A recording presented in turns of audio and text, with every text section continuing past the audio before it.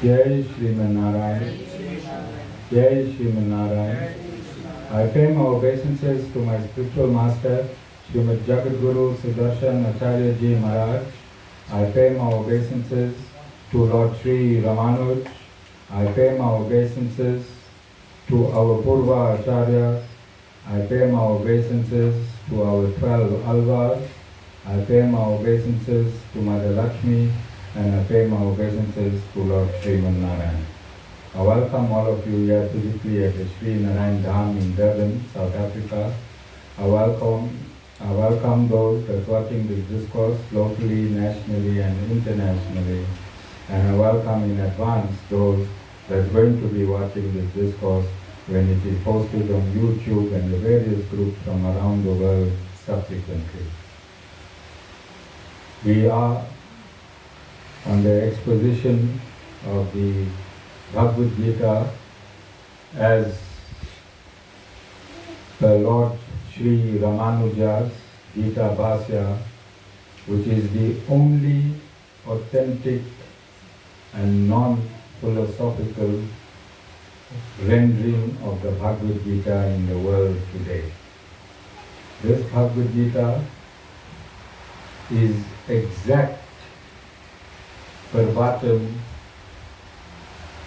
from the Mahabharata, and the words actually spoken or sung by Lord Shri Krishna himself. And in many parts of the Bhagavad Gita, Lord Shri Krishna states that he is the Supreme Lord. Everything emanates from him. He is the mother, father, grandfather. He is all the Vedas. He is everything. But when we analyze, when we listen to this, we must listen to it in the context of him being the 8th avatar of Lord Shriman Narayana. And when he says all of these things, it simply means that he is a full incarnation of Lord Shriman Narayana.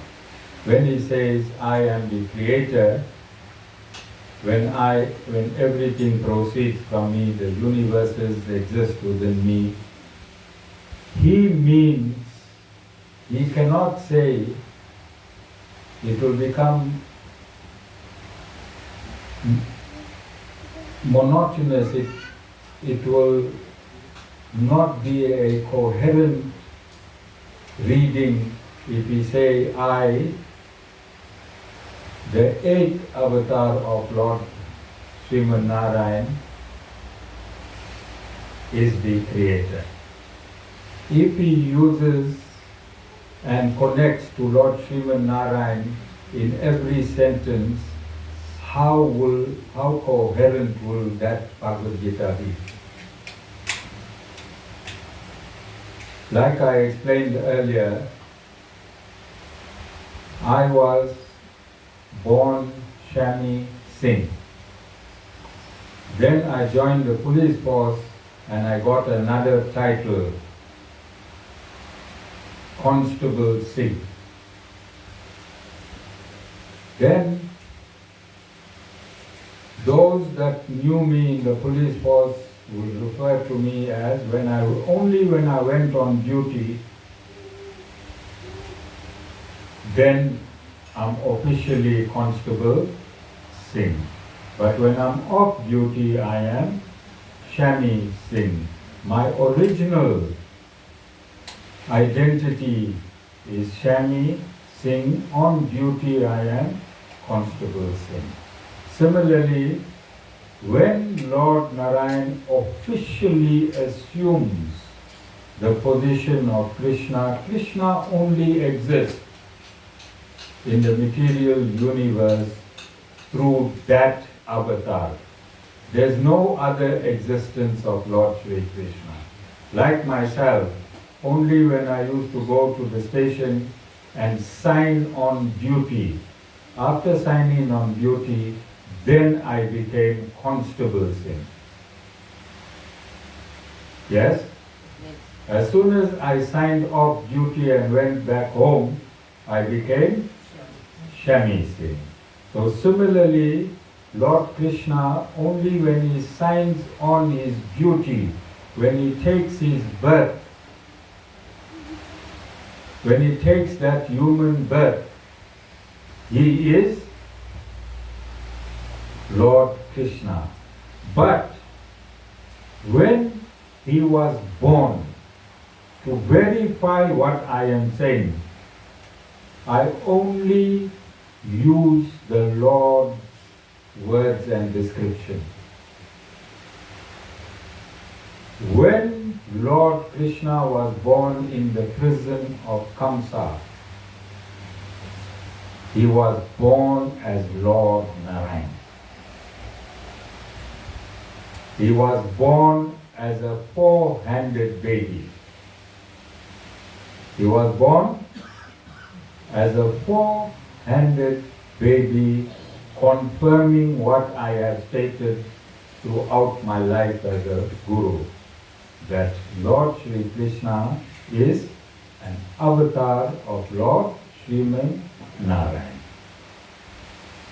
If his supreme form is Krishna, as stated by ISKCON and Prabhupada, why would he have to show you, why would he have to be born as an inferior form first? Use logic and common sense. Why would he have to be born as an inferior form and then show his superior form?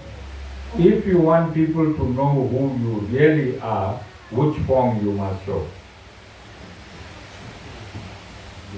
Superior or inferior form?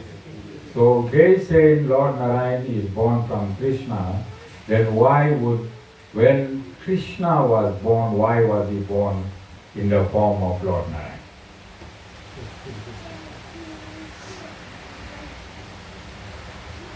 Ram, I'll drop you outside that place there. Go for the nice biryani, they cook in good chow. Same time, can you ask them that question?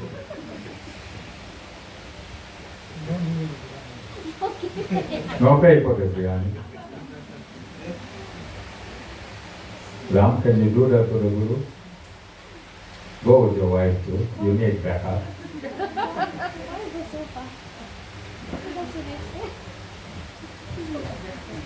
Are you understanding?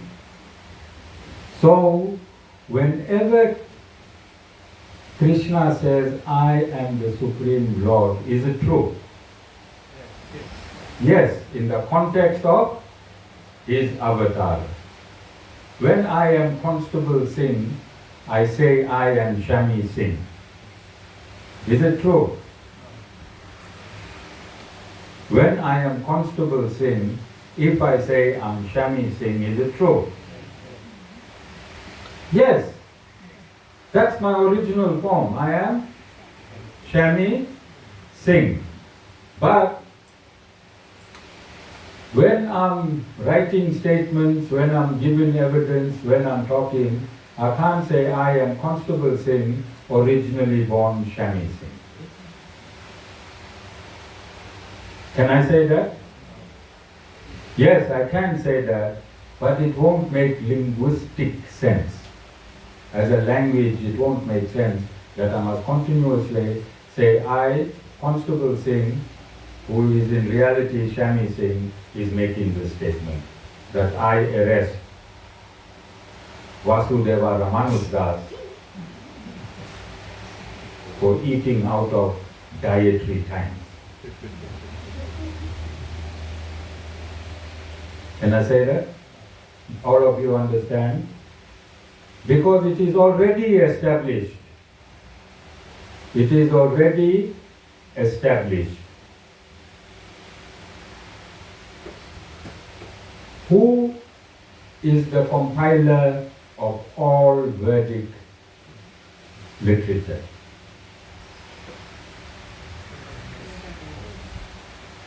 Vasan who is the compiler of all Vedic literature?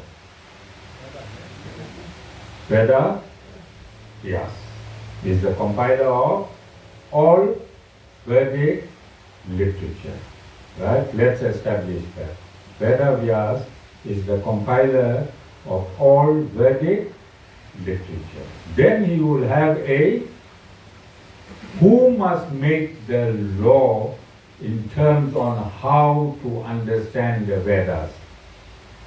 Who must make that law? Who? No, the compiler. He compiled. If I give you an assignment to compile all my discourses, then you who compiled all my discourses will know that how and in which section you put all my discourses in. Yes or no? Who will be the law? If you say you put all the discourses about the Guru in segment A, about the Supreme Lord in segment B, and about creation in segment C, who will be the ultimate law in determining that? You, because you the compiler, you took it and you put it there, yes? Can Jessica come from the outside and say, I am Jessica Pandey, and I said creation is in segment A? No. Satish said yes, she can. Satish said yes.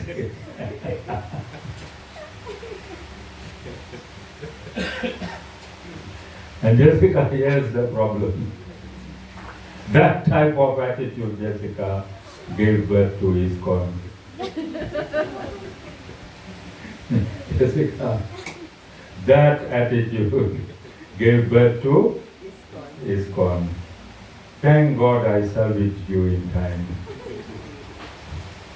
Otherwise, Satish Bhai should be standing outside the restaurant now. No, he will be selling food. He should be the new cook there, with sausage and patty chutney, which the Guru really enjoys. You understand? All of you? This understanding is important. Veda Vyas is a compiler. He took all the information and he compiled it into 545,000 verses. And after compiling all the information, Veda Vyas made a ruling. What he did? He made a ruling in his book.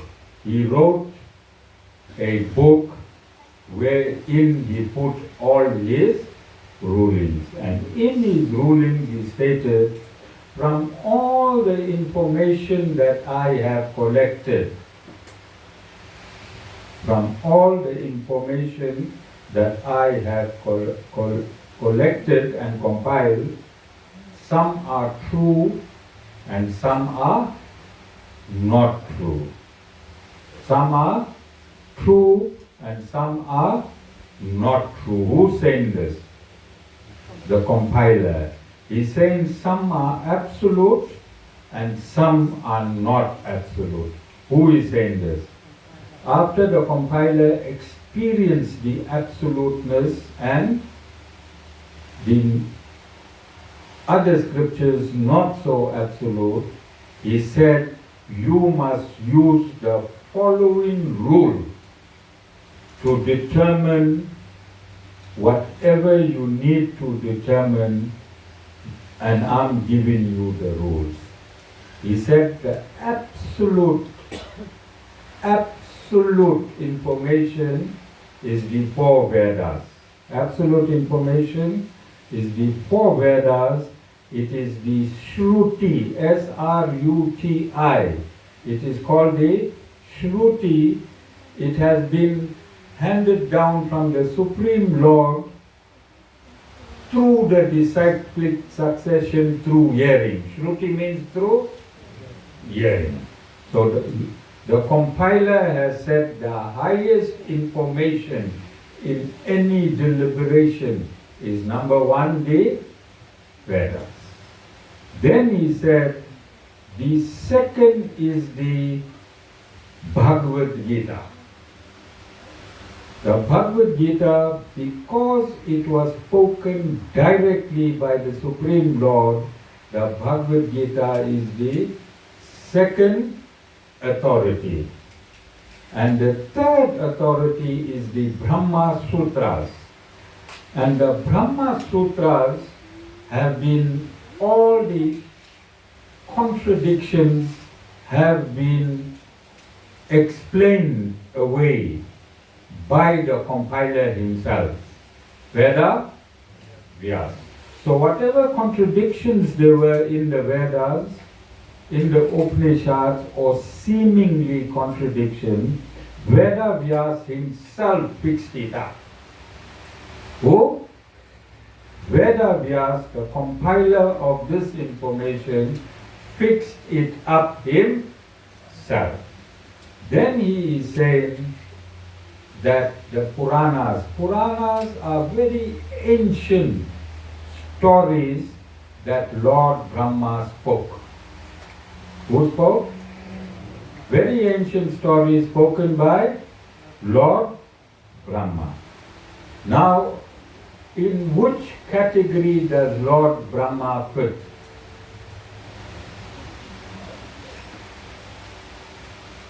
He is a highly evolved individual soul. He is a highly involved individual soul. Like I said, I asked Anil last week to become a sannyasi, brahmachari. Anil, if you listen to the Guru and become a brahmachari, not a brahmachari, brahmachari, with a R, not with the L, then in the next creation, Anu, which is 155 trillion years from now, but you become a brahmachari, now you can get the position of Brahma. You can get the position of Brahma as being a highly evolved soul. Do you understand? But Brahma is also influenced to the three gunas. Brahma is also influenced, away, concentration should be on the Guru. Brahma is also influenced by the three gunas, because he is an individual soul in the same category as you and I. Only thing, he got a very high education, and the Supreme Lord can position him in that position. Do you understand? Which means he is prone to mistakes. What it means? Lord Brahma is prone to making mistakes, and in the Puranas, depending on the influence of the three gunas, he can write the Puranas in accordance to his influence in the three gunas. If he is in Satgun, his information will be 100% perfect. If he is in Tamogun, his information can be 50% perfect, Rajogun, sorry, and if he is in Tamogun, his information can be 100% imperfect. So the compiler will compile all the information. If Brahma spoke certain Puranas in Tamogun, which is 100% incorrect, the job of the compiler is to compile it. So the compiler will compile perfect information, 50% information, and 0% of totally false information. We have to have this understanding. Then we have two histories. Puranas are very old folk tales. Then we have two histories. These two histories is the Ramayana and the Mahabharata. Ramayana and Mahabharata. The Ramayana was written by Valmiki in real time. Ramayana was written by Valmiki in what it means? As it was happening, which means his information is historically perfect. He never hear a story like Brahma and then relayed a story. Valmiki wrote the Ramayana in real time as he saw it. It is 100% scientific and 100% historical. 100% scientific and 100% historical.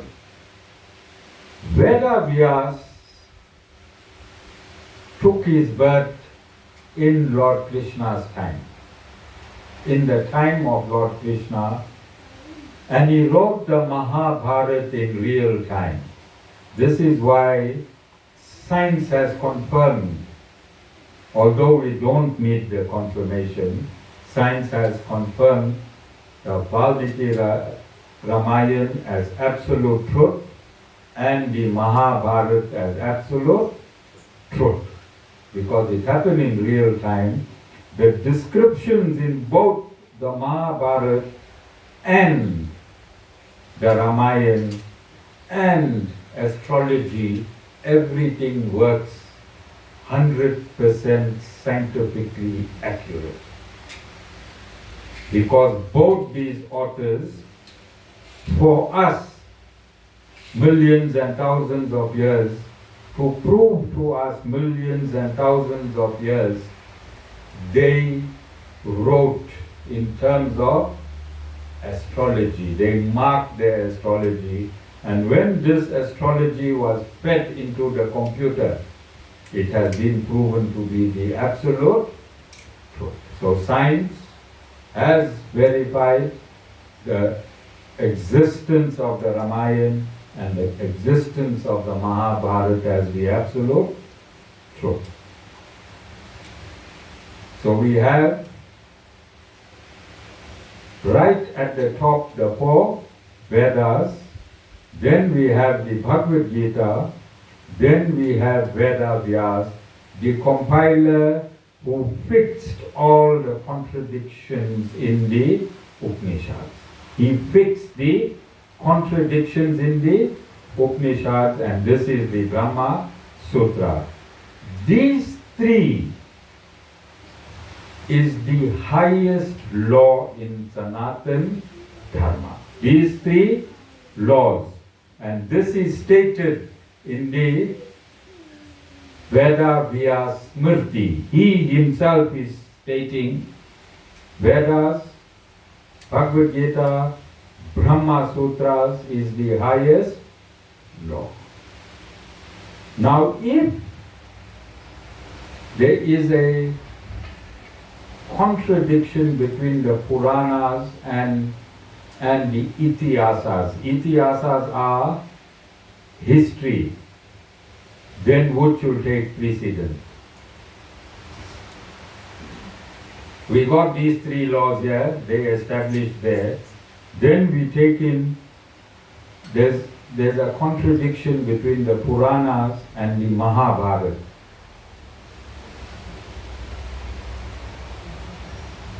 Which you going to take? You take the Mahabharata because the author of the Mahabharata was alive during the whole Mahabharata, and he wrote it as it happened, and the author of the Ramayana was alive and he wrote it as it happened. Are we in understanding? So, the reason I brought it here, going forward, all Sanatan Dharmis, all of them who call themselves Hindus, you have to be following this law. You have to be following this law. You can't say you're a Hindu and you're not following this law. Do you understand? I'm using the word Hindu here, I'm going to break it up. So yesterday, Jessica and Vasudeva and myself attended a meeting by a Chapter 9 institution of the South African government. It's called CRL, Commission for Culture, Religion and Linguistic Rights of the citizens of South Africa. So they had a meeting with the Hindu leaders of this country because they have authority to fix any temple even if there was no complaint. The Constitution gives them that authority to intervene in any temple, any ashram in this country, and if there is a problem, to rectify that problem. That's a given in the Constitution already. But they have considered that they are Christian in majority, and they won't know, especially with ISKCON. I think that whole CRL will close down. They won't know how to handle it. So they said Hindu leaders, there's a section 22 external, which Hindu leaders will be put on board of a council. And whenever there is a complaint or they need information on Hinduism, then they'll consult the council and the council would advise them on what proper action to take place. You think we need a council like that in South Africa? Yes, initially I saw it in social media that all religions are upset about this council. All religions, Christianity, Islam, all religions are upset about this council. But I'm only looking at Hinduism, and I want you to answer me this question. How many temples are there in Chatsworth?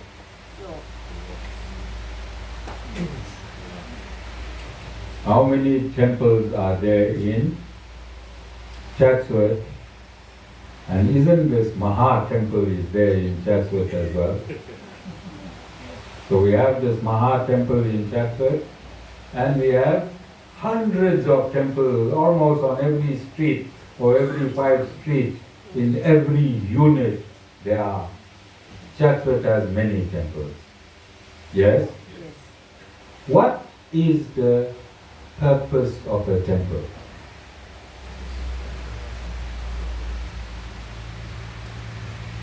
What is the aim and objectives of a temple?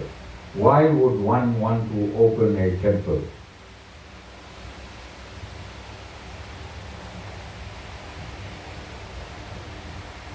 Jessica?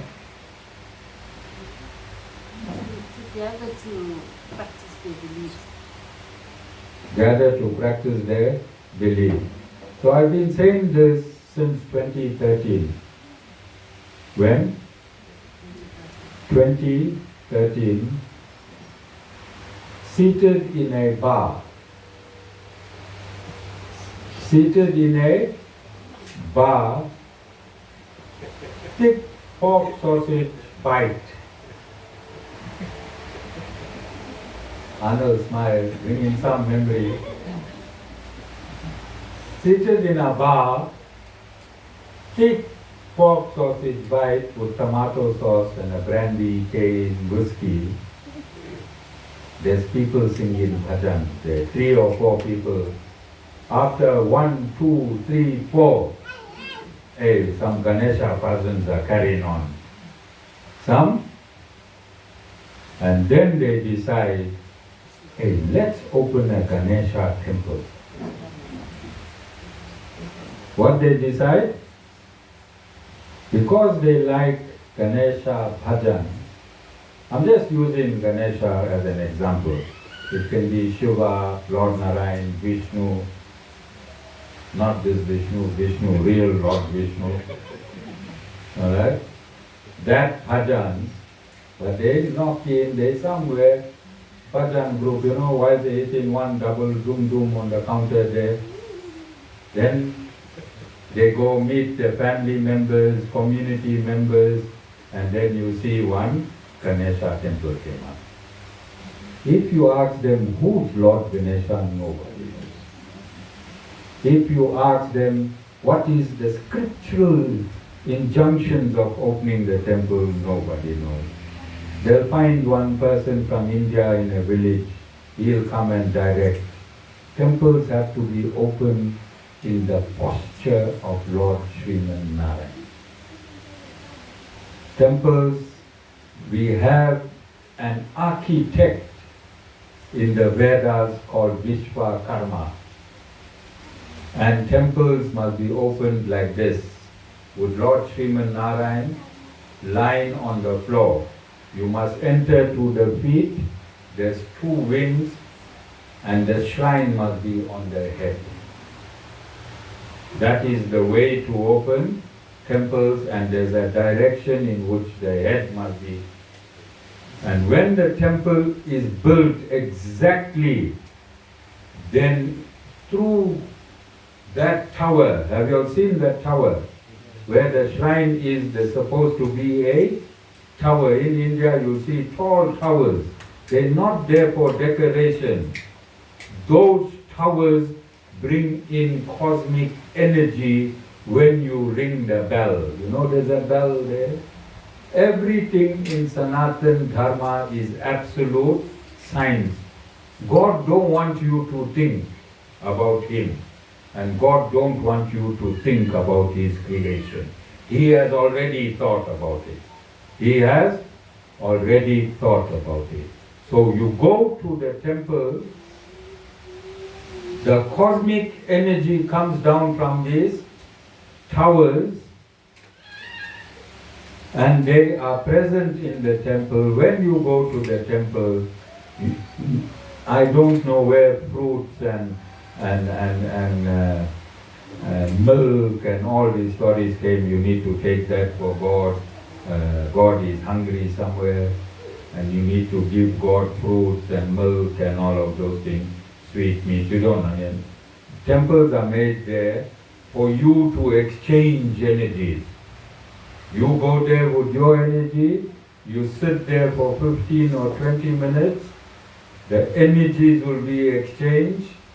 You will exchange your negative energy for cosmic energy. Ram, if you are drinking on a Sunday, heavy is there with your friends, 1 in the morning, then you're supposed to go to your nearest temple and detox.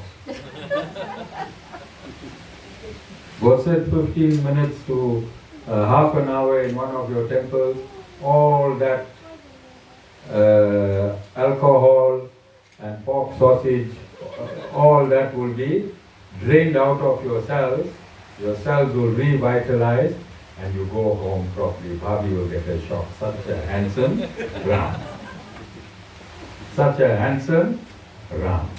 That is what temples are created for. Then it is a congregational place, especially in Kali Yuga. It is a congregational place, especially in Kali Yuga, to learn the Bhagavad Gita. To learn I'm saying if you are a Sanatan, Dharmi. If you are following Sanatana Dharma, then it is a place for you to learn the Bhagavad Gita by a guru who is self and God realized. How many temples have you been to, Lord Ram, in your life? I'm calling you Lord Ram. How many temples have you been to? Has anyone ever taught you one verse of the Bhagavad Gita? But there is a very big committee in the temple. All the men dressed alike, all the women dressed alike. Very high committee. And in Krishnastami, this committee will do everything. They'll do all the arti, everything will be done by the super executive committee. You'll think they are Lord Krishna himself. Yes? And all that is false. So I went for this meeting, and my attorney is the secretary of the Hindu Mahasabha. My attorney is the secretary of the Hindu Mahasabha, who rejected our application twice. Because our constitution states that my aim and objective, number one main aim and objective is to eradicate confusion in Sanatana Dharma. Because of that, so now we are going to affiliate ourselves to the Hindu Mahasabha, which is going to affiliate itself to the CRL, and we're not going to have a dummy Hindu Mahasabha. If the Mahasabha wants to be the Hindu Mahasabha, what Maha means? Then they have to work in accordance with our three great scriptures, because that is the Vedic injunction by Veda Vyas himself. Okay? And we can influence all the temples to now do the right thing. They standing vacant there. Nobody is going to these temples. Many people invested in these temples. Those people eating pork sausage and having 1-2 shots, they went and collected money from... Yes, I remember when I was a boy, and people should come for donation to build temples. And we felt so good because we were Hindus, let them build temples. But now if you want to build a temple, you have to state the function of the temple, and you have to prove through the Vedas that the existence of that temple is necessary in your society. You need to check if Chatsud got 5 Ganesha temples. I'm just giving you an example. And if somebody wants to open another Ganesha temple, you think the municipality must give them a land? You must go and see the functionality of the 5 Ganesha temples and improve on that. I'm just giving you an example. I'm using Ganesha here. There's somebody watching who might be getting very upset, Dana. But I'm just using Lord Ganesha as an example. Alright? So Dana can consecrate Ganesha Murti. He has a power. Alright? Dana, you and I know what we're talking about. And this person who's watching. Alright? Is it necessary to have conformity in Sanatana Dharma? Why should we have conformity? Because Sanatana Dharma, the essence of Sanatana Dharma is conformity. That is why the Supreme Lord himself appears in Veda Vyas to compile. What's the reason of all these books? What is the reason for all these books you see here? And I got this amount of books, 10 times more behind me. What is the reason for the Supreme Lord in the form of Veda Vyas to compile these books? Who is it compiling it for? Firstly, for all of humanity, then for Hindus in general. Yes? Don't you think every Hindu temple should have a Ramayana? Don't you think every Hindu temple should have a Mahabharata? And don't you think every Hindu temple should have the Bhagavad Gita as its base? If you want to open a Hindu temple, then this should be the criteria. Don't you think? A Hindu Vaishnava temple. Because, and I think Jessica, justifiably, anyone else, any person who calls himself a Hindu, he can believe Mother Kali is the Supreme Lord. They have a right to believe in there. It's called Shakti, Shaktiism. They can have Shakti temples and have literature that was compiled by Veda Vyas in terms of Shaktiism, because when Brahma, he was in Tamogun, he said the mother is the Supreme Lord. So it's there already. But it had to be regulated through the scripture that's there. We are calling ourselves Vaishnavites. We are calling ourselves Vaishnavites, aren't we? So Vaishnavites must have one law, and this is the law that I am refuting of the Ramananda Sampradaya and the Gaudiya Sampradaya. Because if you're a Vaishnavite, then there need to be uniformity in Vaishnavism. Yes or no? So for the purposes of uniformity in Vaishnavism, we have to refute ISKCON and refute Ramananda Sampradaya, because they are contradicting Vaishnavism.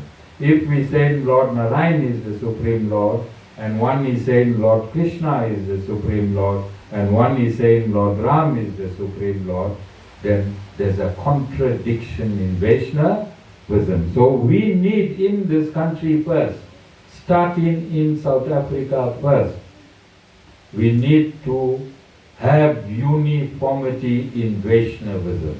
I'm not talking from the Sampradaya that I come from. I come from Sri Vaishnavism. I'm talking about Vaishnavism as a whole. So we have to have uniformity. All the ashrams where they say they are Vaishnavites, we need to have one set of rules. And that set of rules is not made by the Guru. Vaishnavism, the set of rules for Vaishnavism is made by Veda, Vyasa himself. Nobody can come with a Purana and say this is a Bhagavad Purana. And here Lord Krishna is saying I am the Supreme Lord. The Bhagavad Purana is the least authority. It doesn't even fit in as authority in Sanatana Dharma. But it is recognized as a Sanatana Dharma literature. You can't take this.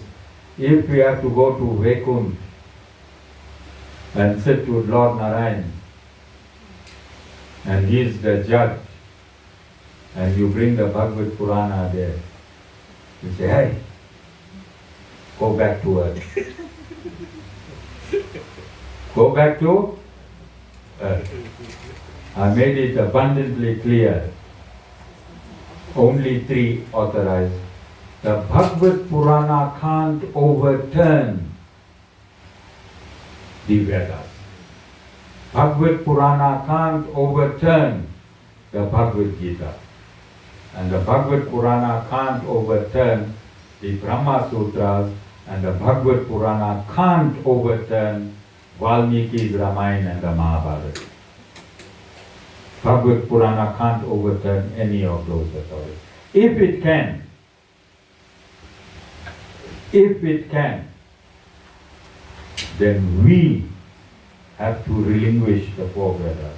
Because the Bhagavad Purana and the four Vedas cannot coexist simultaneously.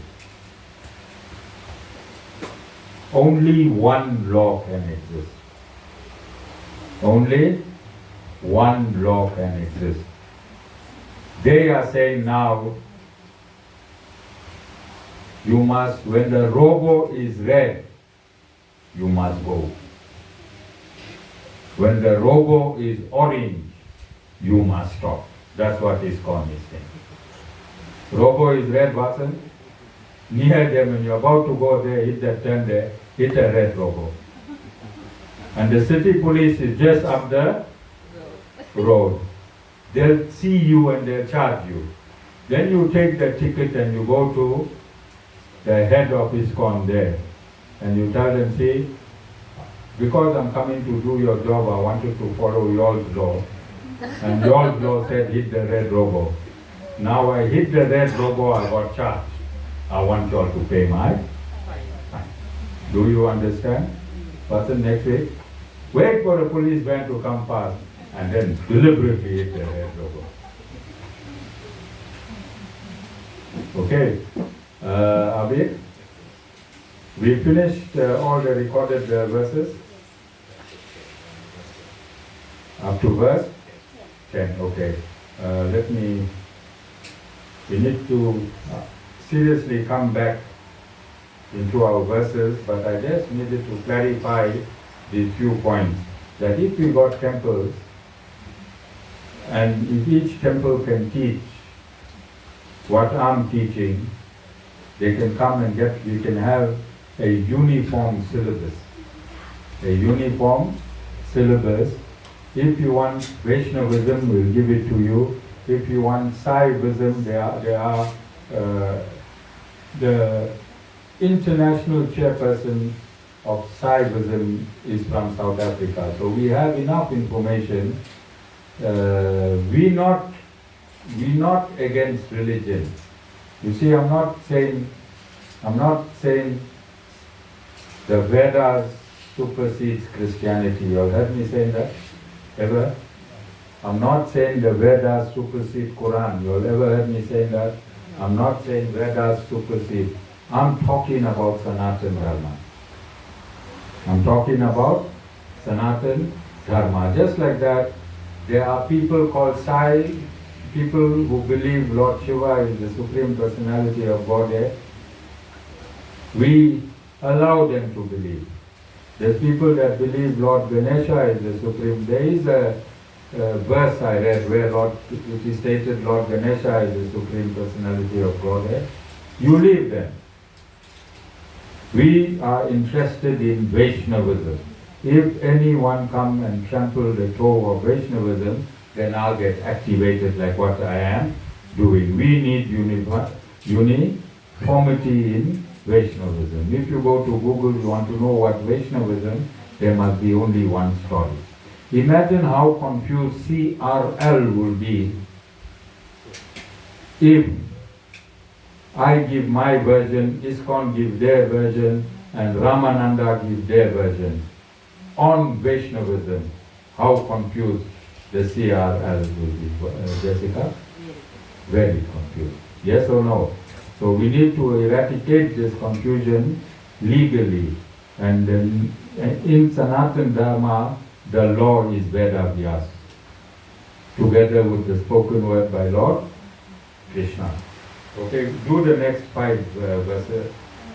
Next 5. Go to verse 15.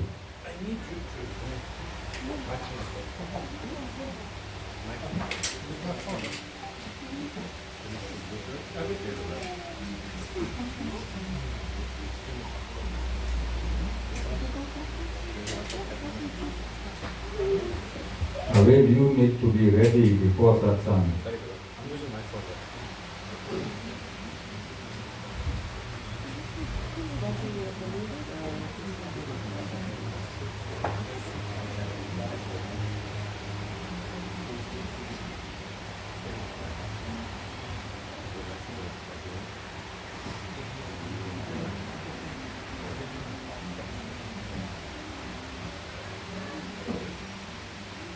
Okay, whilst we waiting, the four Vedas, the very first Veda is the Rig Veda. Very first Veda is the Rig Veda. It is the oldest scripture on this planet. Rig Veda is the oldest scripture on this planet, and the Rig Veda states that Lord Vishnu is the Supreme Personality of God. Which Veda states that? And the Rig Veda is the very first and the oldest, first and foremost scripture in Sanatana Dharma that states Lord Shriman Narayana is the Supreme Personality of God. Then every Veda, the whole four Veda, carries the Purusha Sukta. Whole four Vedas carry the Purusha Sukta, and in the Purusha Sukta it is stated that Lord Shriman Narayana is the Supreme Lord. Then in the Brahma Sutra, it is stated that Lord Shriman Narayana is the Supreme.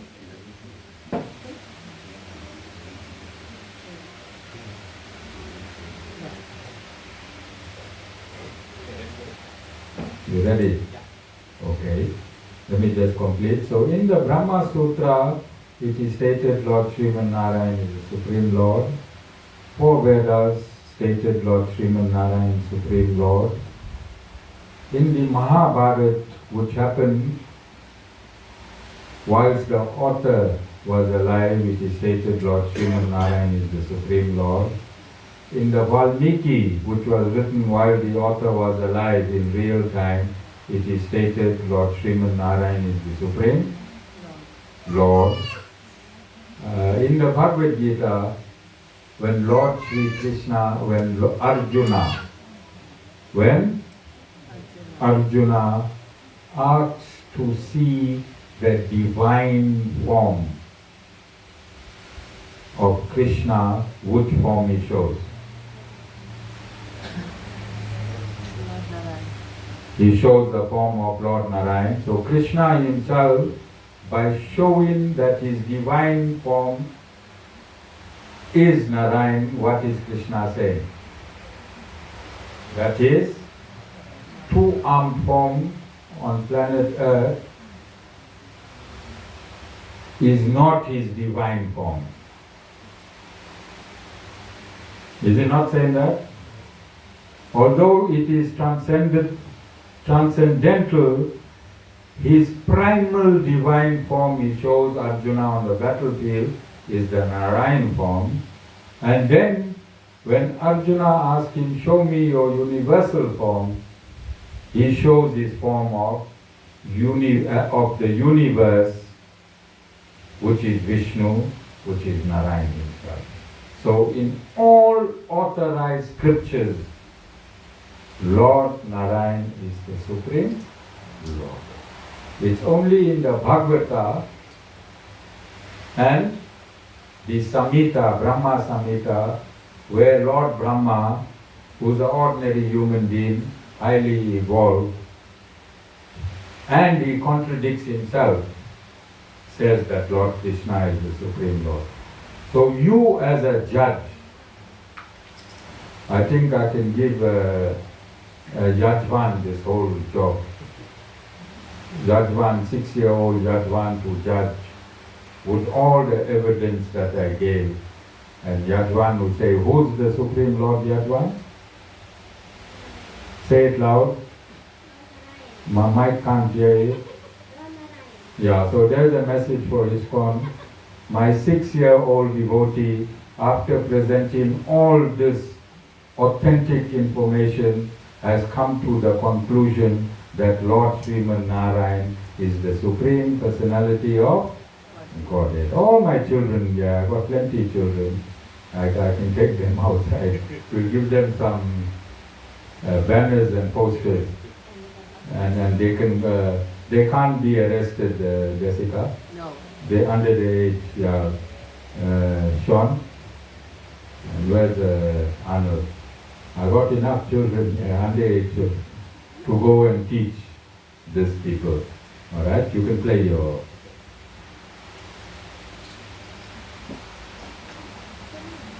Shri Bhagavan Vacha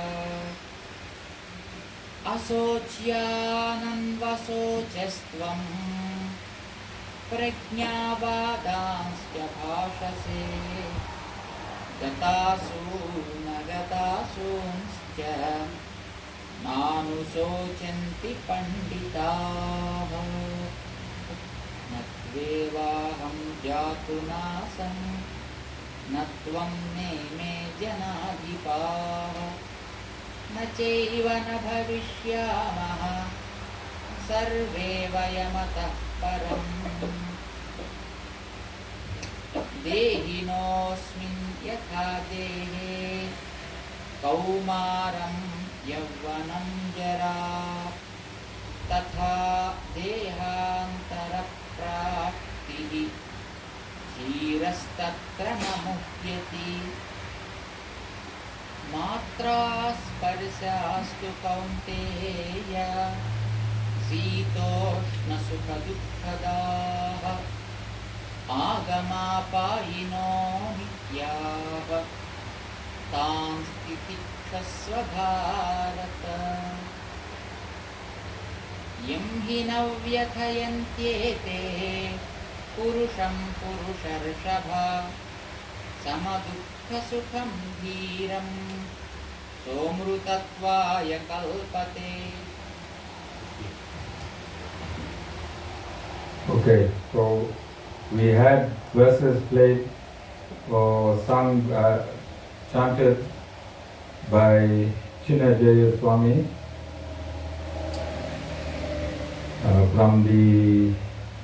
from South India, and I met him personally, and it was him that left his morning service and he drew the route that I must follow in South India in relation to Lord Ramanuj. So Chinnajaya Swami, I stayed at his ashram for 6 days, and on my last morning,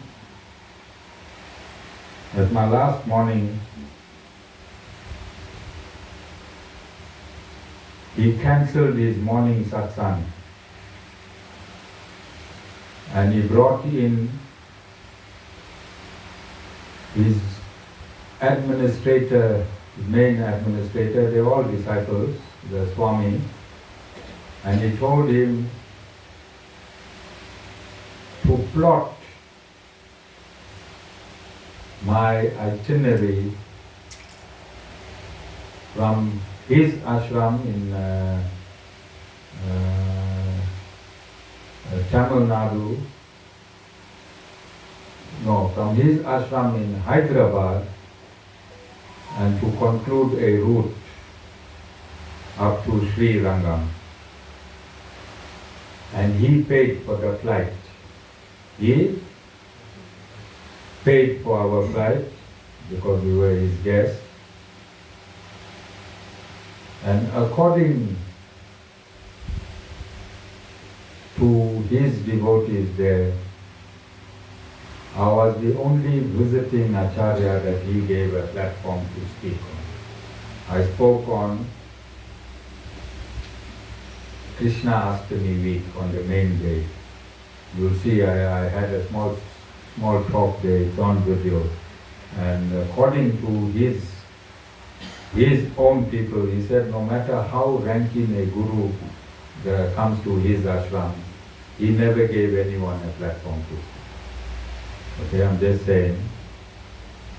So in my 6 days,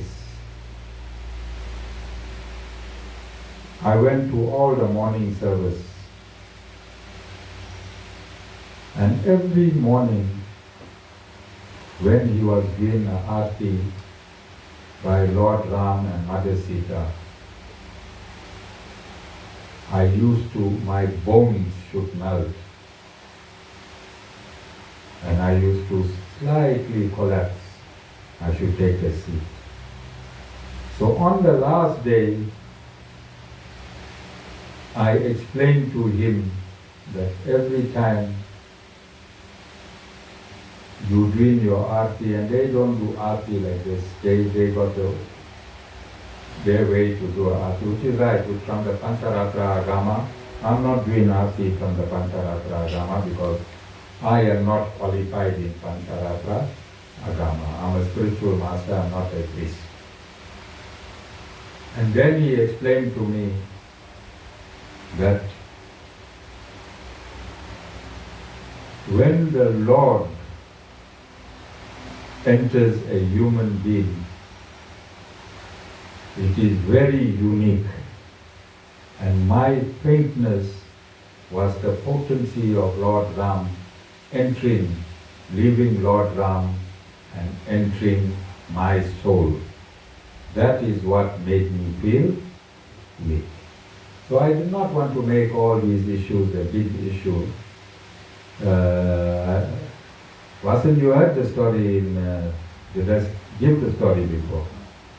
I don't know if I gave the story before because I didn't want to make myself, I didn't want people to get hyped up. Hey, Lord Ram entered Acharya Shyam Ramanuj. Now I must go to his ashram. You understand? I wanted to keep it logical, I wanted to keep it scientific, I wanted to keep it real. Right? I also had the opportunity, and Vasan can confirm, we went to the oldest Krishna temple in India. The oldest and first Krishna temple in India. And there was a guru that was seated on this seat when we entered the temple. As we entered the temple,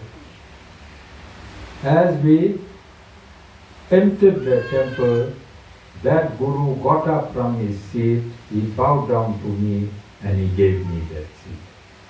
No talking, we never spoke to him. There was no talking, no communication, nothing. We just entered the door there. As we entered, and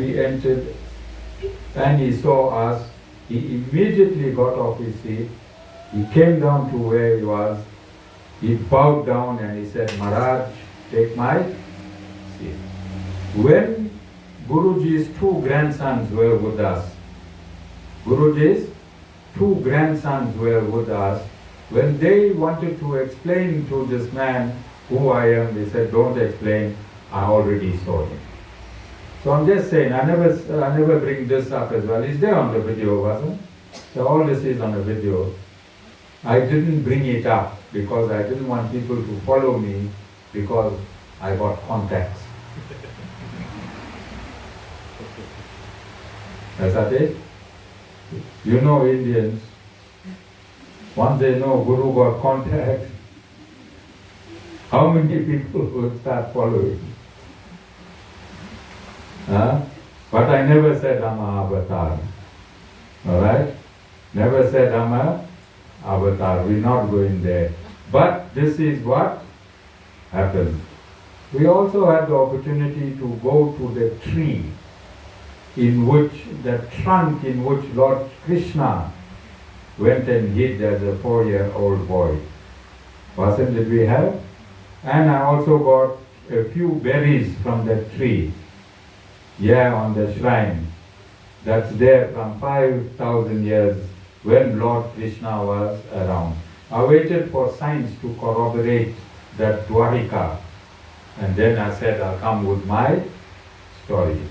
So this is my story. Would Lord Krishna, I had a direct experience. I sat on the Vyasasana of the highest Krishna. This is not from ISKCON, that wasn't a ISKCON temple. It was a Krishna temple, original. And I had the opportunity to sit on the Vyasasana. And wasn't some miracle happened there with the flowers? I can't remember. I remember went to the side. Then we went to another temple where I saw, was it 2 baby Gomatas inside the temple. And when I was there, I told Lord Sri Krishna, I want 2 Gomatas exactly like this. We went there in 2017, in May 2018, Saraswati and Lakshmi was brought down. We had no driveway yet. We brought them down to the neighbor's driveway, and I had just cut the first part of this driveway. There is photographs there that when I arrived, they were on top. And we have a video that there was a spiritual moment between me and Saraswati and me and Lakshmi. Yes, Vasan? When I invited them to the Goshala, there was a spiritual moment, and when we took a photograph inside the Goshala, their eyes sent a green radar, which you can see was photographed. It's there. All these things are there, whatever I'm saying. Okay, I'm not coming from the other side, from the Thakurs. Alright, I'm coming from this side. So these are the spiritual moments. This is what connects me and makes me authentic. Alright?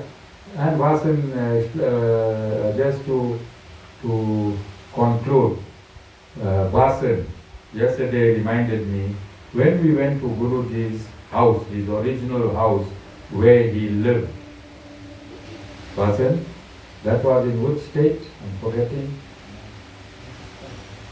Rajasthan, yeah, Rajasthan.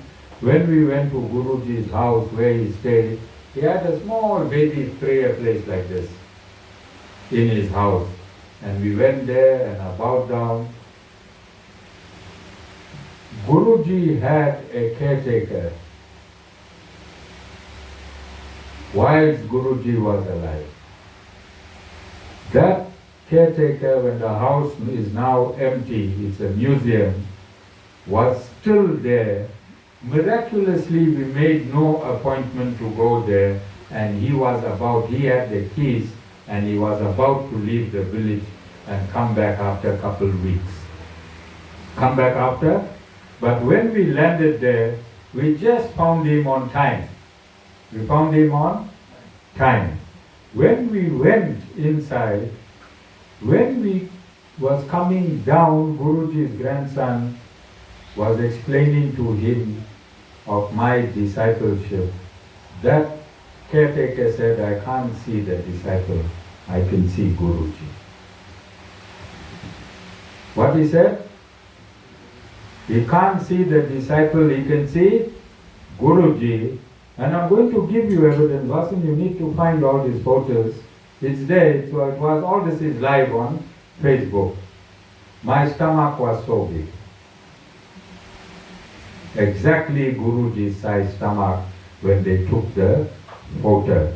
My stomach came out this big, and it matched Guruji's stomach. And the caretaker, he saw Guruji's entire body.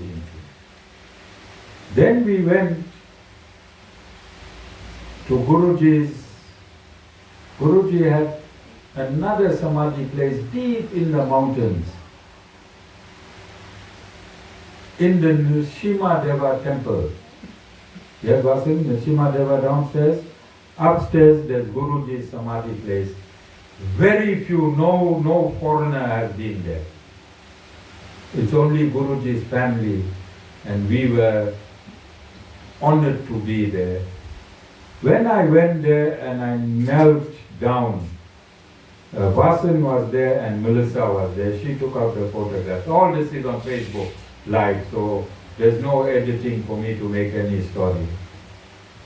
But when I closed my eyes and I went into another state, I found myself in Vaikuntha. I found my head in Vaikuntha. I don't know how long that was for us, but when I got up back from my body. So I did not create the Acharya Shyam Ramanuj Foundation or the Sri Narayana Dham with my personal spiritual experiences. Most gurus do. They get their spiritual experiences, they combine it and they open an ashram. I did not do that. See, after how many years I am stating these things. After how many years I am stating these things. Then we followed the footpath of Lord Ram. We went on the Ram Jhula, wasn't? And we went on the Lakshman Jhula. And we went to Ravana's temple. We went to Ravana's temple where he got his powers to fight Ram by lordship. Vasan, talk loud and tell what happened there, what miracle happened at this temple. How long the queue was, and how we landed without the queue, without any shortcut. We were right there were, I don't know, a snaking queue. And next we find ourselves inside the temple. Yes or no, Vasan? Did we do anything? We were teleported. We were teleported from outside the ashram to inside. So these are things that have happened. These are miracles that have happened. These are things that have happened is beyond the human mind. And that's not all. Inside my ashram I have over 500 miracles that medical science cannot lay their finger on. Not by me. These miracles are not by me. These are outside miracles experienced by the devotees themselves. Even Ashmika went to hospital and came out. She's the latest. They kept her there for Avir's medical aid, couple days, in Ram Navami. They made a lot of money. But the reason they took her in is not the reason she got discharged. She did nothing. She just gave Avir, she just gave the 3 Banwari Lals peace. The Banwari Lal's house was so peaceful, you think you walked into the ashram.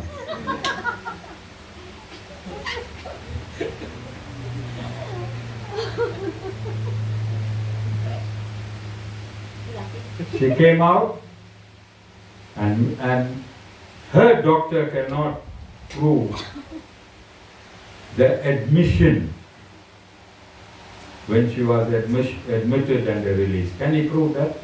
Can he put the two together? So I'm not going too far now in Ravana's temple, right here in front of me. Ashmika, she's here, anyone can ask. Our followers can question, can on the comment, they can ask her what happened. She went in for another reason, she came out clean. That no medical science can prove. So this ashram and all I am saying is authenticated and validated by me, by God, and by my devotees. So if I'm giving you an exposition of the Bhagavad Gita, And if I'm saying, please live within the parameters of the Bhagavad Gita, do righteous things. God don't want a whole lot of things from you. God just wants you to be honest, and God just wants you to speak the truth. What God wants? Be honest and speak the truth. And when you see another human suffering,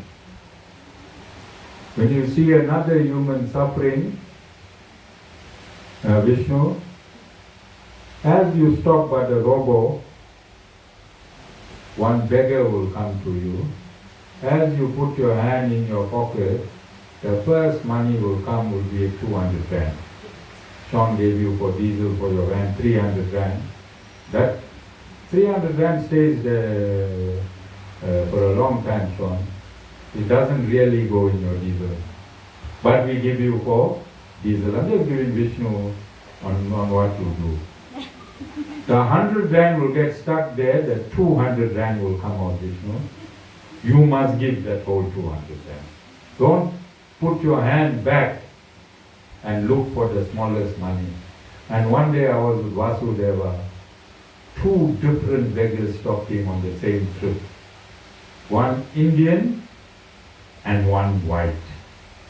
Because I was with him, he opened his wallet, 200 rand came, he gave it.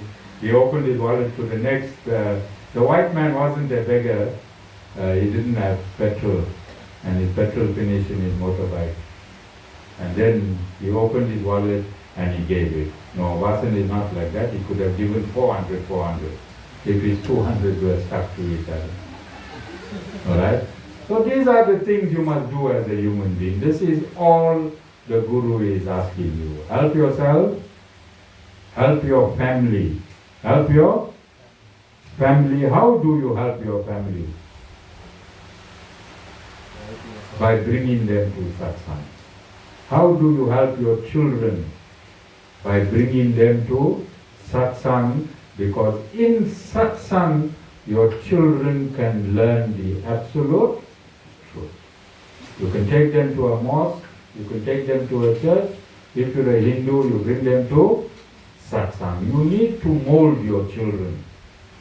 Your children need to be molded by the parents, in whichever religion you belong. That is your duty as a parent. Okay? So I want to go. Everything is inside this Bhagavad Gita. 700 verses. Everything that's in this universe is here. Christianity is here. Islam is here, Judaism is here, Saivism is here, Shaktiism is here, and if you still want to create a new religion, it's already here. Everything is in the Bhagavad Gita. When I come to that verse,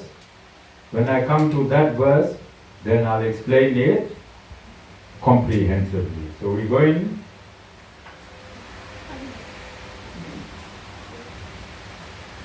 We are on chapter 2, verse 11. Anu cooked a lot of food. Anu cooked it. Anu, his mother, his wife, his children. I want to say this.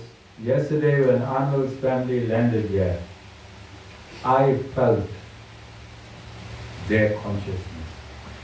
They came to make a list. Him, his wife, and his children. And I joked with them this morning. I said, the way your family is acting as if you're cooking for God.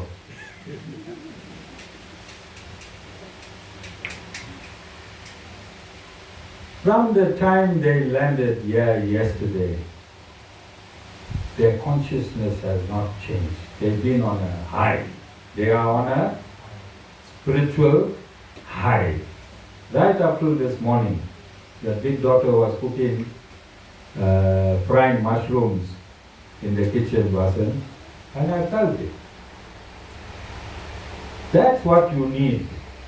Don't come to ashram with a grudge.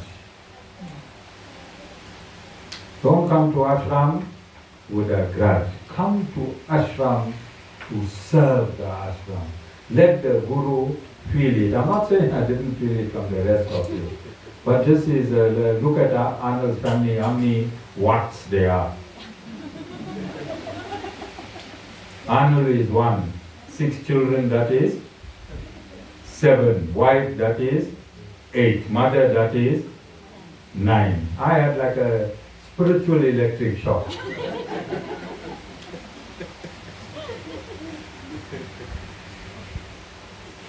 And this is what my Guruji wants. His instructions are, bring as many children into satsangs as possible. One day they'll bring everyone. And Yadvan is a proof. Yadvan came, he brought his father, he brought his mother, he brought his grandparents, he brought everyone, Yadvan. Now Yadvan is busy teaching all his friends Om Namo Narayana in his class. He's a real preacher. Huh? Yadvan? Yadvan know how to talk in school, Yadvan know how to talk with his parents. With his parents he'll say, please do the Om Namo Narayana mantra.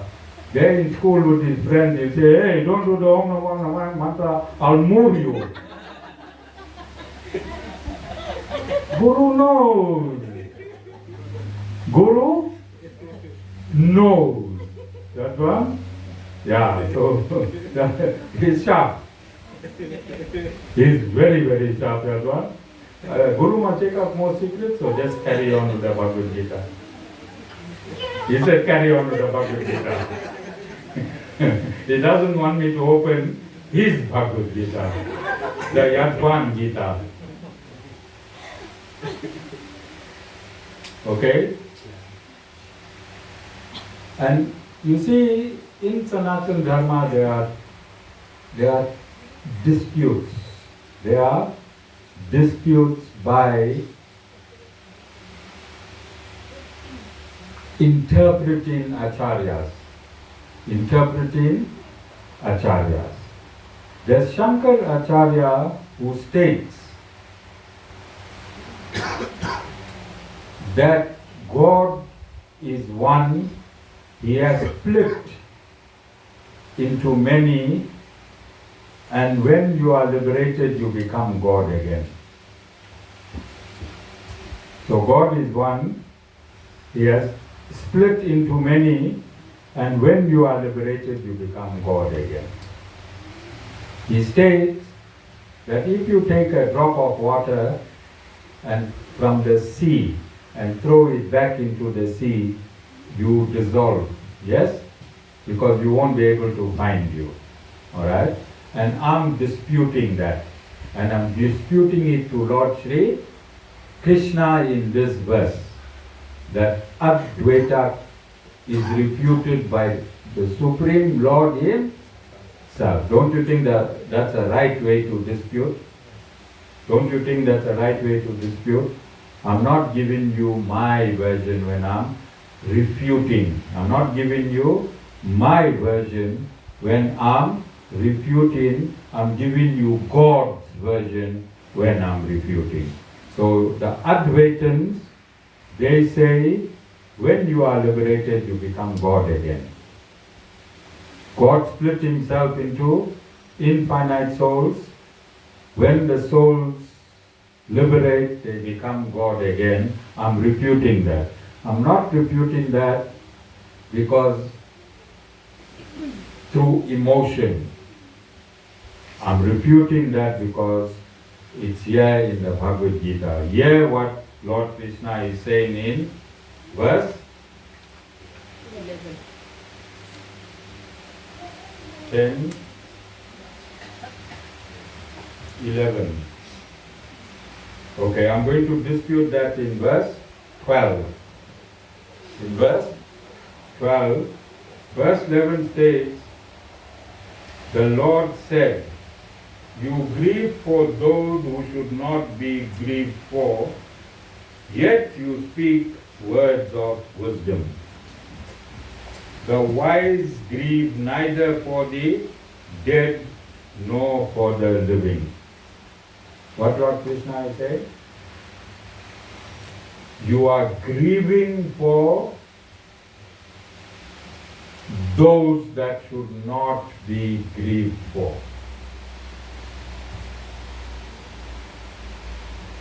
And he goes further to state that you should not grieve for the living, neither should you grieve for the dead. Now he is going to qualify what he is saying that for. He is going to qualify in the next couple verses why he is saying that. So as he is qualifying, I'm going to give you the explanation. So the next verse says, chapter 2, verse 12, there never was a time when I did not exist, nor you, nor any of these kings of men, nor will there be any time in the future when all of us shall cease to exist. What he said there, sir? I've got the Lord Krishna trance on me. See, I'm cheering. I've got Lord Krishna trance. I'm cheering. You all can see me later. You all can see me later and I'll see you with this trance. Okay? Yeah, I'm emotional because for thousands of years false philosophies have permeated this planet Earth. What is he saying here, sir? What is the Creator saying?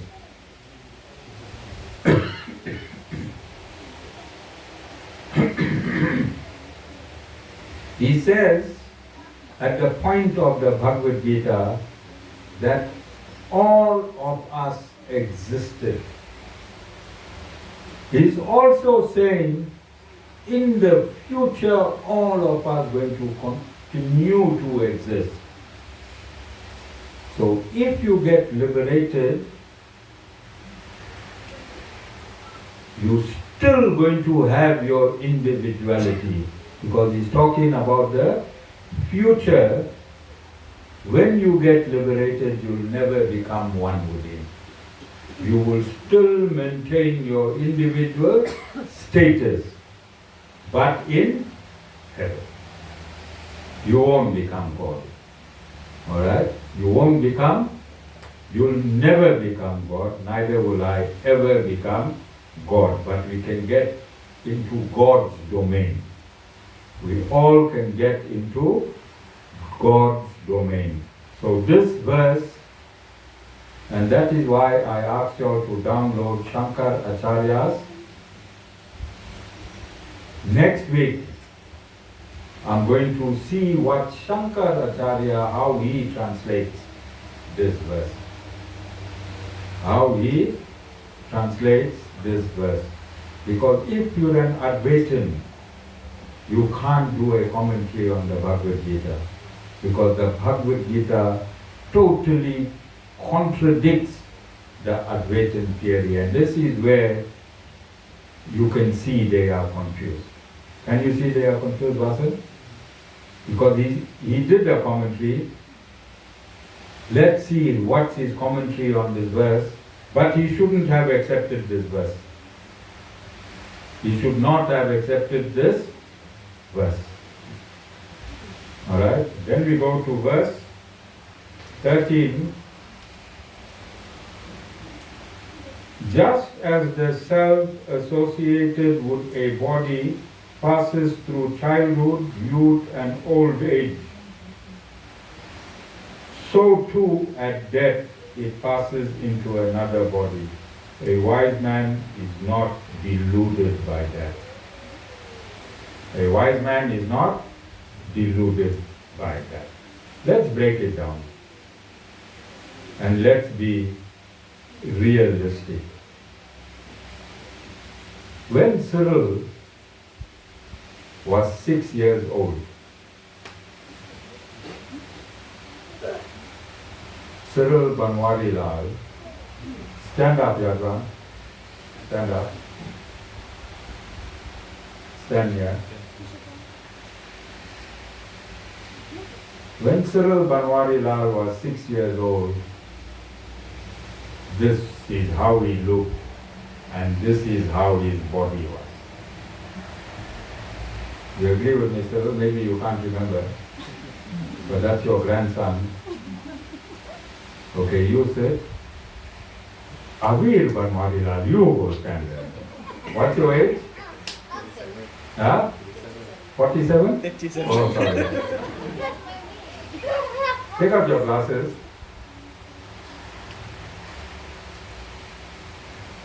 So 6, 37. Now you come, Sarubai. No, I'm practically showing you what Lord Krishna has stated. You come, yes, let the camera see you and also let my people see you. Let Anu's wife see you, turn that way. She's a new devotee. She wants the truth. Okay. Sit down, Cyril. Now, where's that body that was 6 years old? Where is that body that was 6 years old? It passed. Where's that body that was 37 years old? It passed. How many years old is this body? 97? 97. Alright? No, Anu's wife is talk. Tell her the truth. 70? 78. So this is what Lord Sri Krishna is saying. That same soul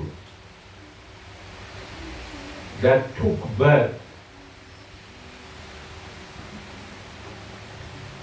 has now traveled to so many bodies, yet the bodies left that soul, but the soul is in the same personality. The soul is in the same personality. That personality kept on changing bodies. Every 7 years you keep changing bodies. Every 7 years you keep changing bodies. You keep changing cells. It is scientifically proven. I said I like to use the word scientifically proven because we're living in a world where our mind has been taught that if anything has been proven scientifically, then it's true. Alright? So that is why. But in Sanatana Dharma, we don't need science to prove our existence. Sanatana Dharma, we don't need science to prove our existence. So this soul retained its personality, which is Cyril Banwarilal, at the age of 77. If you divide 77 by 7 years, you know how many times the cells in his body was replaced. Alright? Then Lord Sri Krishna is saying, you never grieve when you change these bodies. The only thing that happens to you when you come out of Cyril now, there's two things that can happen when Cyril closes his eyes for the last time. When he closes his eyes, he can go straight to Vaikuntha. Or he can tell Avir, hey, this Guru, I think we should leave. I'm the father. And then he can come back to complete his time with me. Not other Guru, with me. After maybe 1,000 years. Up to you. Alright? Say he chooses to stay on earth and not go to Vaikuntha. The same process will happen that happened with his first personality. His soul will just jump into another body with another personality. Might be a human, might be a animal. Say Cyril price for frog. And you all know 40 days before you go, Yamraj come and bang the windows, doors. People who are about to die, they hear strange noise. It's not strange noise. The soul's funeral parlor has been sent. The soul's funeral parlor headed by Yamraj has been sent. The Yamadutas come and make noise and say Cyril heard frog. He heard frog making noise. His last thought will be frog. Then depending on his karma, he'll be placed into a country as a frog. Alright? Maybe he'll be a delicious frog in China. Or France. Alright? China or France, maybe he'll be a meal. I see how it's Mika. So your daughter-in-law made a funny, face like she saw something bad.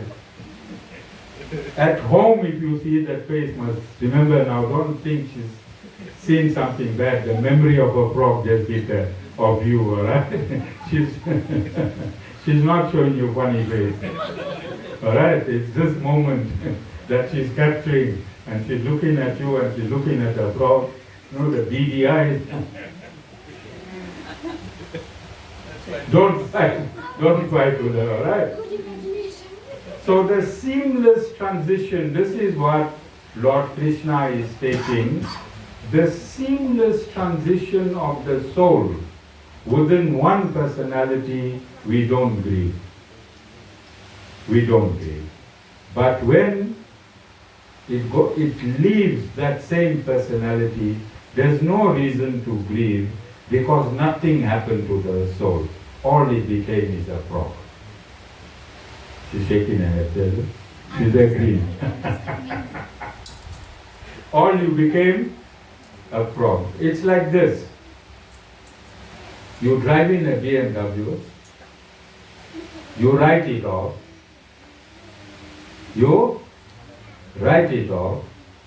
insurance pays you, which is your karma. Just like that, God gives you another body and you jump into that body.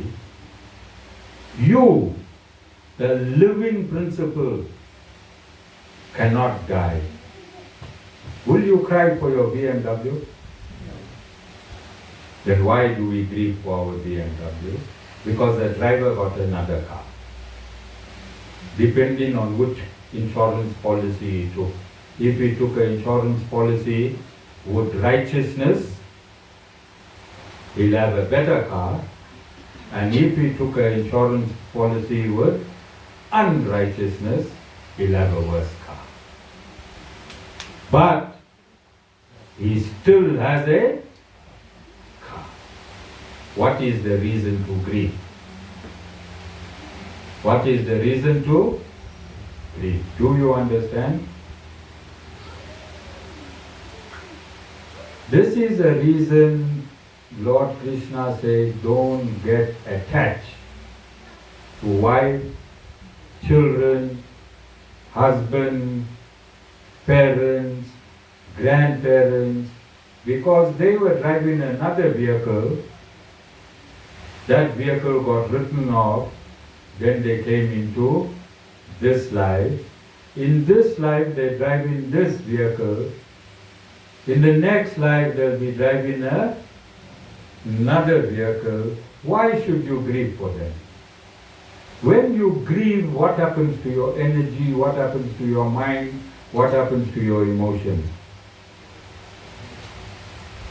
Did you order a particular soul into your life? Vasan? I know you're shaking your head because I know you would not have ordered Tibeshni.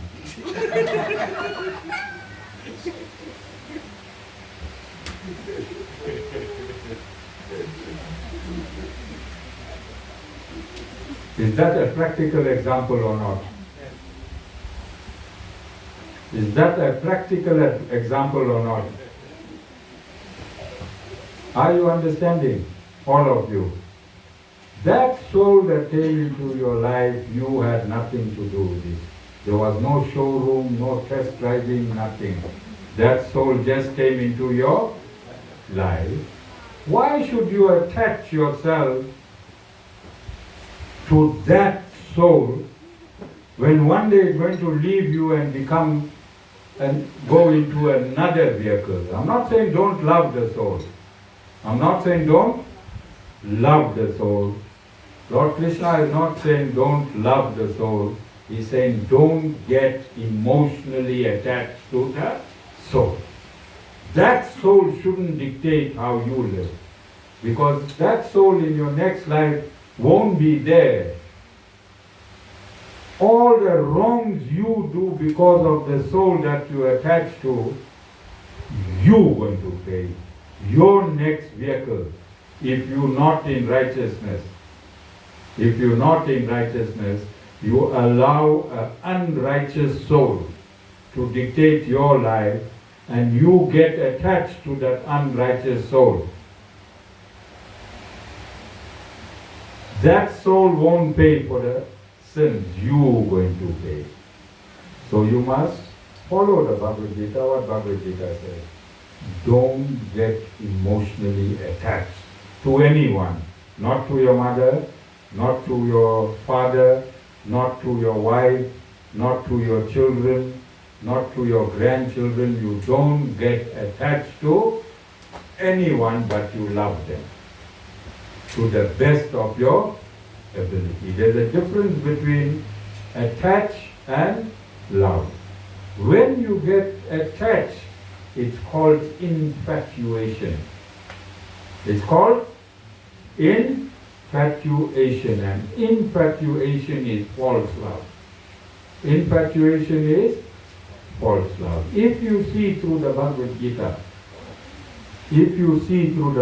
Gita, you'll never have emotional distress. You can get divorced.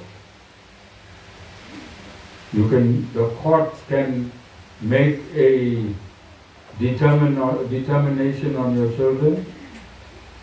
If you see through the Bhagavad Gita, you will have to accept everything that comes to you because God will make you strong. The Bhagavad Gita will work in your favor. If you are righteous and your wife is unrighteous, the Bhagavad Gita will work in your favor. The Bhagavad Gita will enter the judge's mind, and the Bhagavad Gita will give you the correct judgment. This is a guarantee by Lord Sri Krishna himself. All of you understand. So I want to close. I want to sum up. Yeah, I don't think we got time to go further. I'm waiting for the annual family lunch. All right, I've been waiting from yesterday. And I want you to not only listen to me. Listening to me is half the solution. Understanding me is the total solution. Understanding me is the total solution. When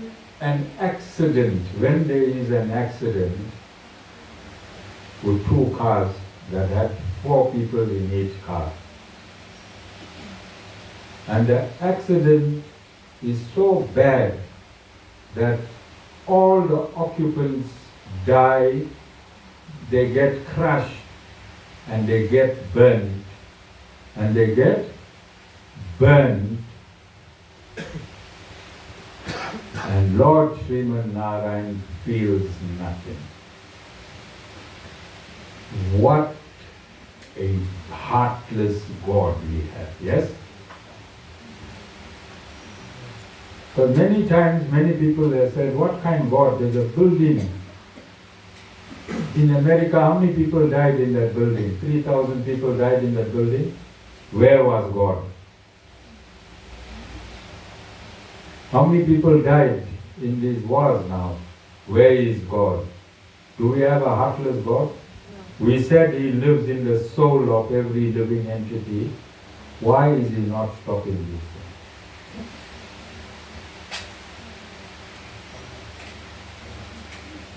You see,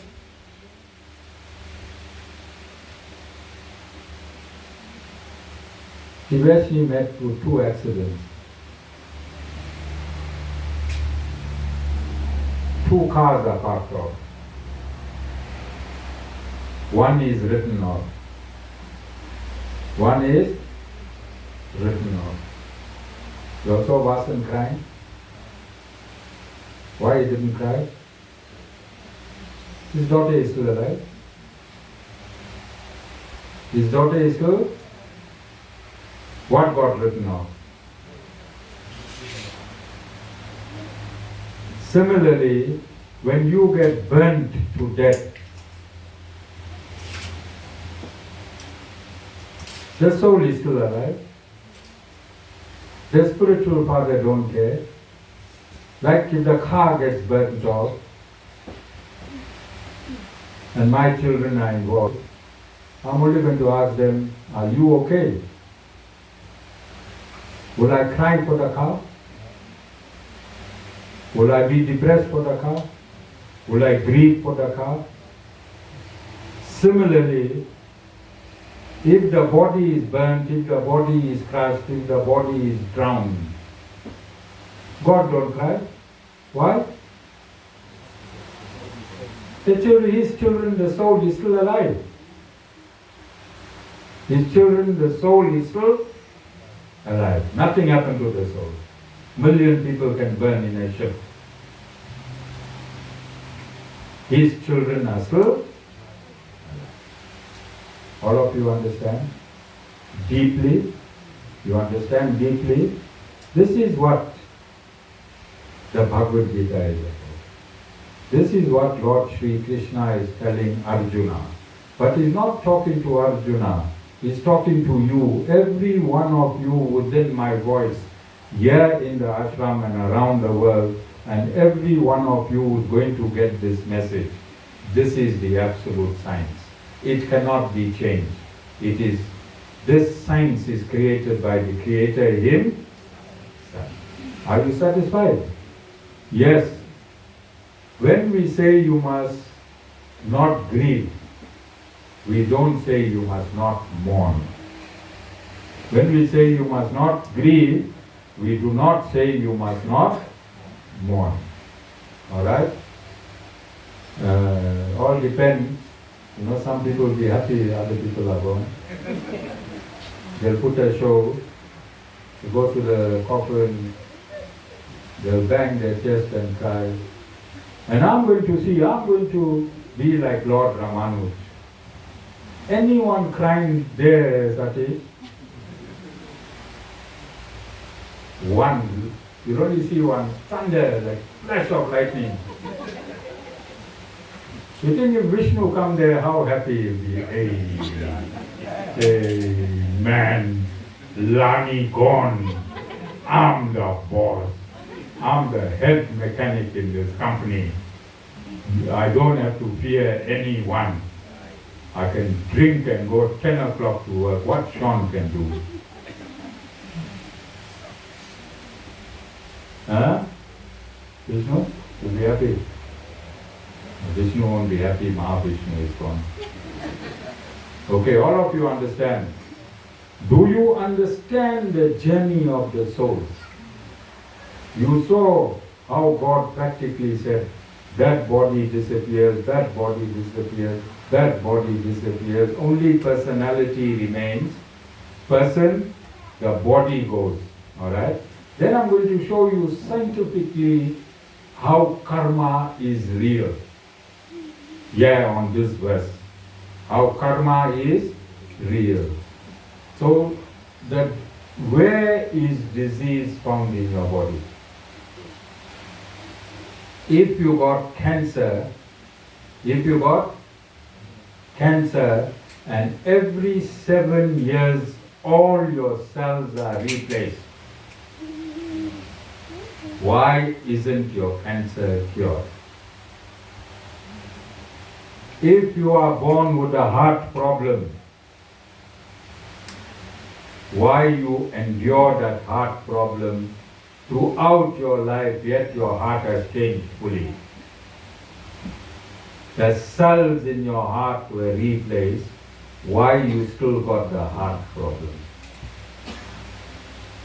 If you got a problem with your eye, after every 7 years the cells in your eyes are replaced, why isn't your sight corrected? If you got a problem with your hearing, all the apparatus that has to do with your hearing, all the cells are changed.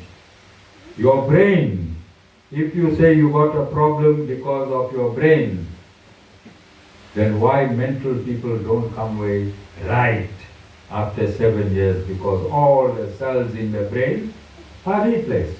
I'm not saying this from Sanatana Dharma perspective. I'm saying this from the science perspective. If every 7 years, every cell in your body is replaced, why are you still a mental case? Why are you are still a mental case? This is what I'm saying. So, there are many mental cases enjoying this. Do you understand me? Because karma is situated on your consciousness. Only Guru can change your consciousness. Karma is situated in your consciousness, and only Guru can change your consciousness. That is why Ashmika went to hospital because of karma, because her medical situation every 7 years supposed to be clean. Yes?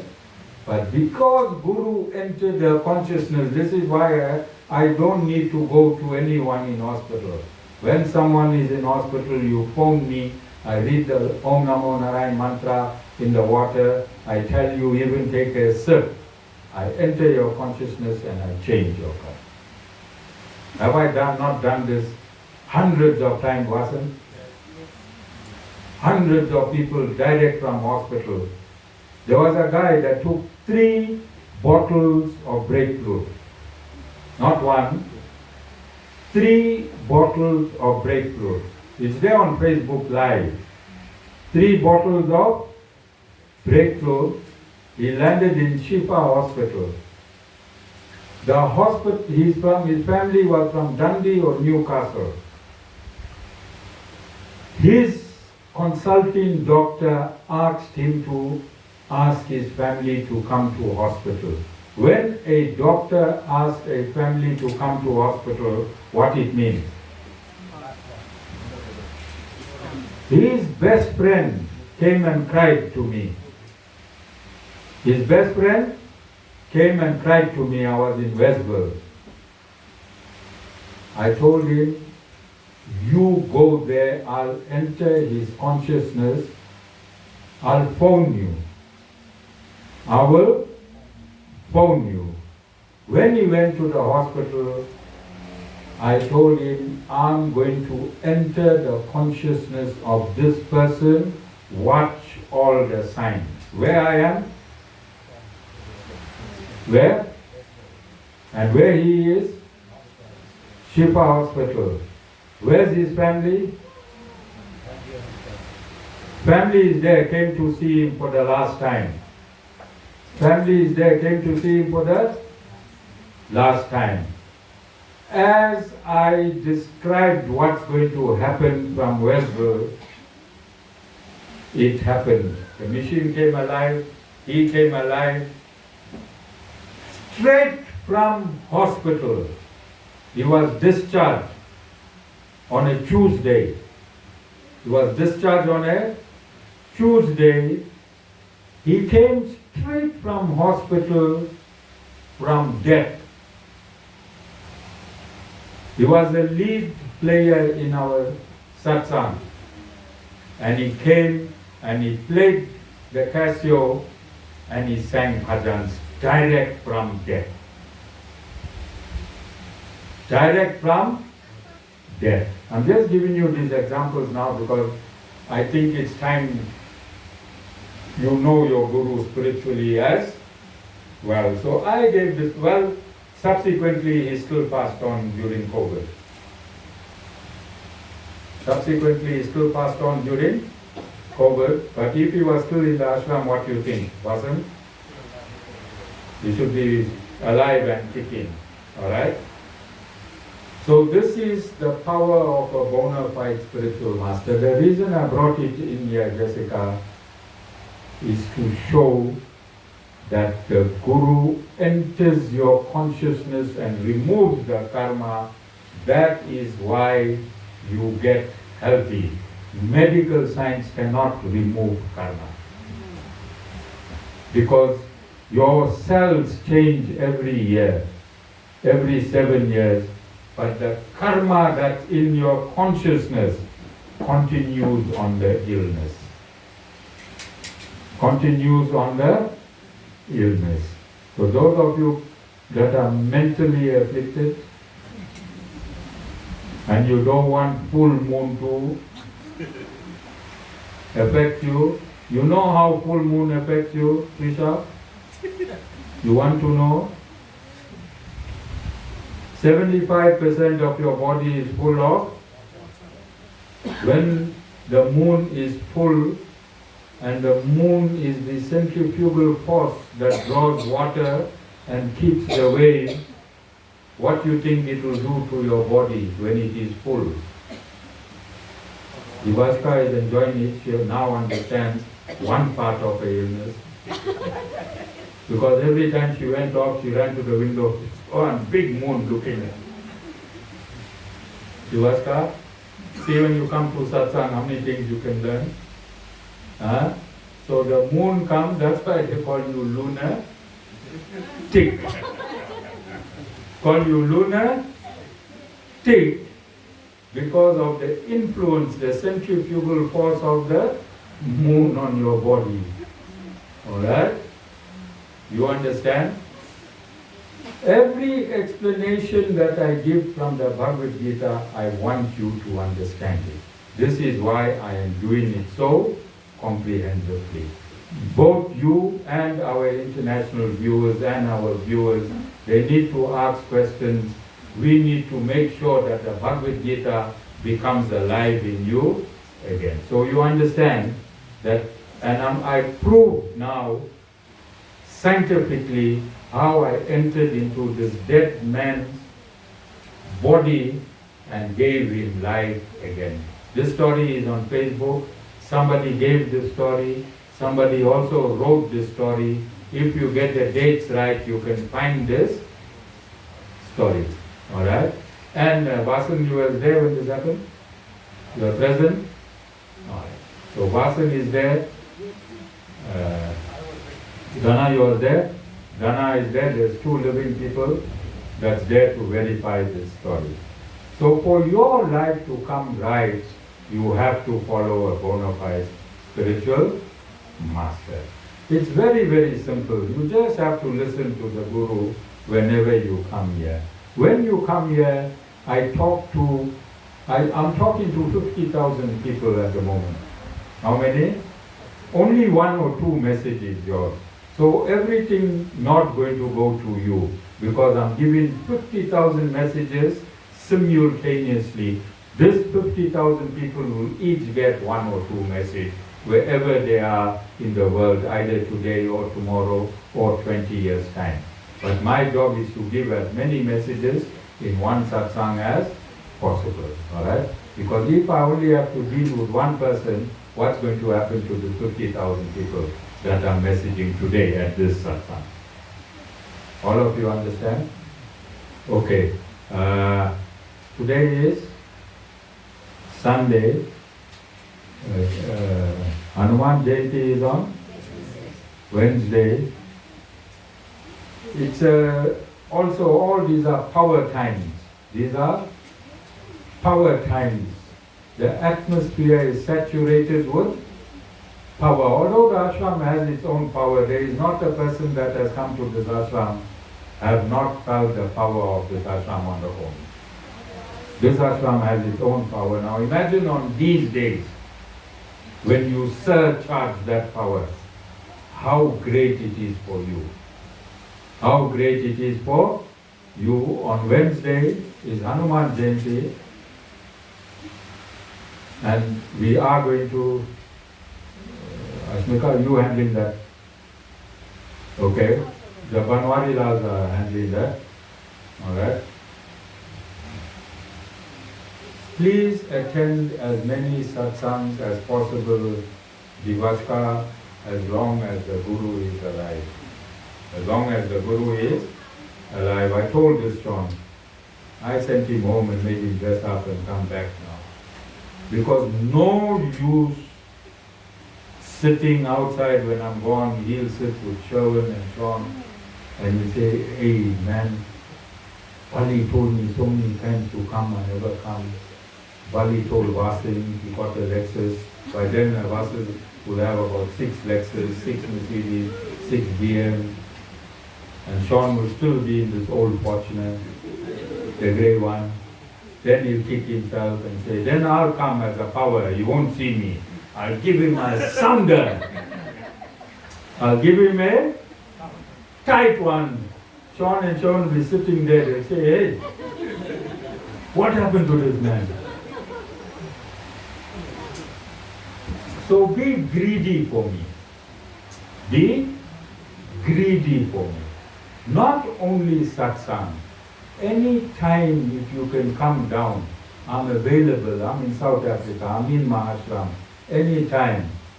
Alright, I'm no more on slabs. If you come with a slab of chocolate, I know you want the Guru to go.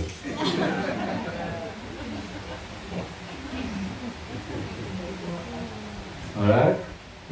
Come with some things. Let's sit down. Even if you don't come with anything, make me a cup of tea. Spend 15-20 minutes and go. I'm a Param Guru. 1 second with me can change your entire lifetime. You all agree with me? All of you all agree with me? So I'm giving you that opportunity. I don't want that thousands of sheep. I want you so I can work on you. Whether you like it or don't like it, you in my workshop, I'm going to work on you. Tell your daughter, whether she likes it or she don't like it, this mechanic works by force. Alright? I put the wheel clamps. You went to shopping centers? You saw wheel clamps? Yeah, I know 500 rand. When you come to Mahashram, I clamp your legs here. Every week you come here, legs clamp, and I work on you. Alright? Jai Shriman Narayana.